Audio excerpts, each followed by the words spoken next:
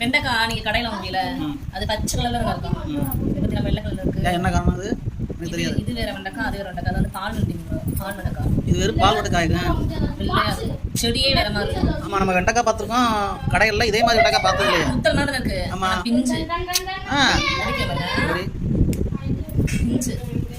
செடியில இருந்து இப்ப தான் பிஞ்சுதேன். பார்க்க பெருசா இருக்கு. நானே உண்மையிலேயே வந்து முத்தல் நினைச்சேன். இது பிஞ்சுதேன். அதனால பால் வண்டிங்க.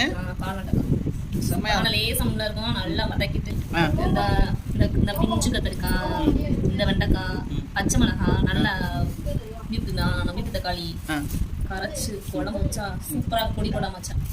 இந்த பச்சை மிளகாய் தக்காளி கிராமத்து குழம்பு கலனி. உங்களை பாருங்கள், இதே மாதிரி தான் இந்த புளி கலனி வைக்கணும். இது கலனி வச்சா தான் இந்த வெண்டைக்காய்க்கு செம்மையாக இருக்கும். நீங்களே பாருங்கள், இப்படி வச்சு சாப்பிட்டு கமெண்டில் அப்படின்னு சொல்லுங்கள். எல்லாமே இது வந்து தோட்டத்தில் விளைஞ்சது தான். நீங்கள் கமெண்ட் பண்ணுங்கள்.